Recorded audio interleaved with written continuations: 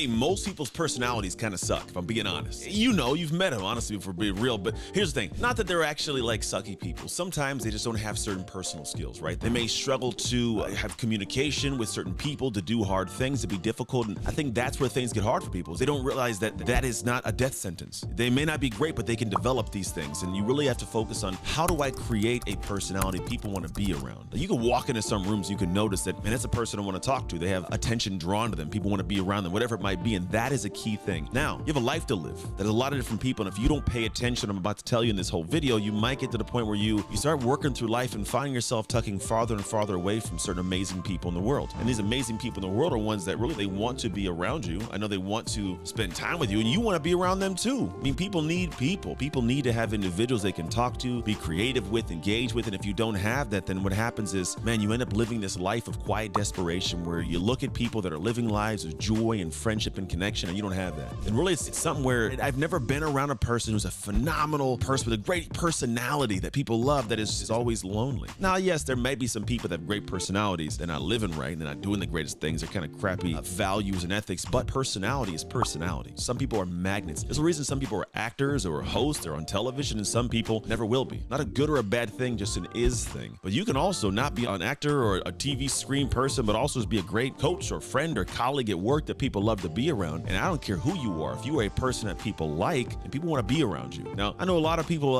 they have someone in life that'll sound like what I'm about to tell you. These people they all exist in the world. This person is one that, well, it's me. If I'm being honest, it's going to be me. But I grew up in a space where I was given away as a kid in foster care. Mom didn't want me and my siblings, so me and 3 of my siblings got shipped off to the foster care, world, we'll call it. And I found that for me, it was a very interesting journey of navigating where I felt like I mattered to the rest of the world. When you don't feel like you matter, the person that loves you most tells you, like, I don't care about you, I'm gonna kick you out and get rid of you. You enter into a weird space internally, and what you do is you kind of shut down. And what you end up doing is becoming very selfish. Best way to explain it, become very selfish. My personality sucked. I didn't do certain things. I wasn't communicating with certain people. And so what ended up happening is, now I'm running through this life navigating things, and I'm a young kid and no one wants to be my friend. In fact, they knew that if they were to point out something that I did, like I remember this day, I remember in kindergarten of all times, some girl had said something, she wanted a toy. I said, no, I'm playing with it. And she goes, Anthony took my toy, and the teacher knew who I was, so assumed I did it and took the toy back because my personality sucked enough that I was only allowed to be at kindergarten for like 30 minutes. And if I was there, I was always in trouble because I was always messing with little kids, and all the kids around me, they knew they could poke and prod because I was just the kid. That was a crappy personality. And this personality for some people continues on through life, where you get to the point where you're in first grade, second grade, and I still maintain this identity. I can recall every single grade from first to second to third to fourth, where all the teachers, they were always at some point in time in my face, red face, screaming at me because I wouldn't stop. No matter what it was I do, I found ways to annoy and to get teachers to be mad at me. No matter what it was, I found that way. And that's not a person that you want around you. So I didn't have many friends. I was kind of an outcast to an extent. I had people I would play with in the recess and in the field, on the little practice field and running around doing things at the back of the school, but I didn't have any friends. I can go to their house and hang out. And so what it turned into was me for a lot of years feeling separate. Now, as adults, we feel the same way. We feel as though we're the outcast, the weirdo. I don't know how to do things. And typically it's because we don't develop our personality properly. We actually don't step into spaces where we think about who we are. We think about how we're interacting with people, how we're showing up, how they're experiencing us. And when you can choose to do that, it's a game changer. And so what I think about are certain ways we can focus on this. And one of the big things that I think we'll call the first point of this is you need to have a very clear self-perspective. The statement I say often, it's hard to see the label when you're inside of the jar. So if you don't know what's going on or what the jar says about you, then what's happening is you're living life and going through this whole process where you're really spending time just being you, unashamed, doing your thing. And yes, you want to live authentic, you want to live transparent. I get that. But if you also want to live with people in your life, you better figure out how to be able to be communicative and understand it to take feedback, but also how you're showing up. If you're always playing around and doing jokes that nobody actually likes, or if you're always the loud person in a room, or you're always the quiet one that no one ever hears talk, it's like you're kind of a little bit off-putting in some manner. Well, you can go, well, it's just me. Okay, that can be you, but then you can't be around us. And to not have an ego about that's unique. So many people have egos nowadays and want their feelings to get hurt. Well, this is just who I am. I get that it's who you are, but if that's who you are, don't be mad that I've chosen not to be who I am around who you are. And that's an okay thing to do, but you have to be aware of who you are so you can then make a decision of whether or not you want to make adjustments to this. So you may find out like, this is who I am. Okay, great. Do I want to tweak that? No? Cool. Then I'm gonna find a new group of people that accept me. You can do that. Because personality is also, essentially, it's an objective thing. A great personality for somebody on this side is not a great personality for someone on that side. So understanding point 2 is, where does your personality belong? For me, I'm an outgoing, talkative, great,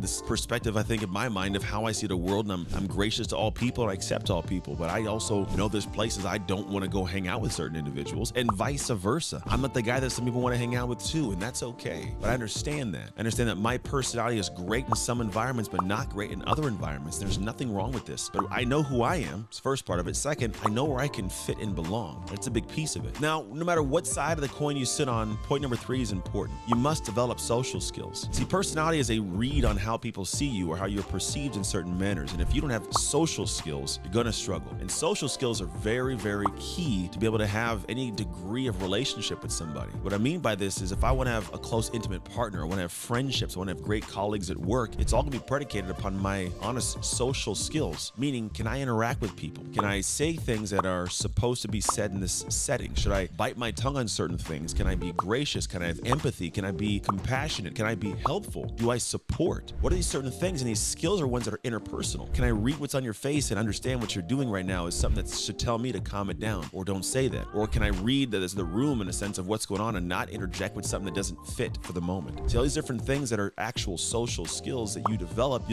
going honestly through some hard, wonky, we'll call it funky situations. You might say the wrong thing, get outcast and shunned, and go, all right, I've learned this lesson. Because any skill is developed the hard way. You want to swing a bat, you got to go and swing a bat a bunch of times. You want to catch a football, go catch a football a bunch of times. You want to play an instrument a bunch. You must go through the skill development of the hard, ugly spaces of it all. It's not all pretty and easy. But see, so many people step in and go, and I want to have this acceptance by people, and I want to develop my personality, and they try something. Someone looks at them and goes, oh, you kind of suck at that. Or they say it in some manner where you feel like you're not accepted, and what you do is go, ooh, and you run away from it. You don't lean back in and try to figure out, well, how do I communicate better? How do I actually become more gracious? How can I not be as loud and obnoxious? What are these certain things that you need as a human being, skill set wise, to enter in this space? Because now you know who you are, you've chosen a space you're going to go into. You should probably be able to navigate that a little bit better and then develop the skill sets you need. They're also all going to be different. See, the skill sets that I may need in a football field are different from what I need in a laboratory. And if you don't understand those two things, you're going to struggle. But if you understand that clearly, then you can step in and go, all right, I now understand who I am. I understand the setting I'm going to be in. I'm going to develop the skills that I need. Maybe there's certain writing skills. I know certain companies that I consult for, they are massive on writing. They don't even send like the many emails back and forth that aren't very structured and readable, legible, when I call it emails, where they're actually writing in large words that are not the basic simple language, but that's how they communicate. And see, in that setting, that's how you have to show up. You have to be okay building the skill set over time.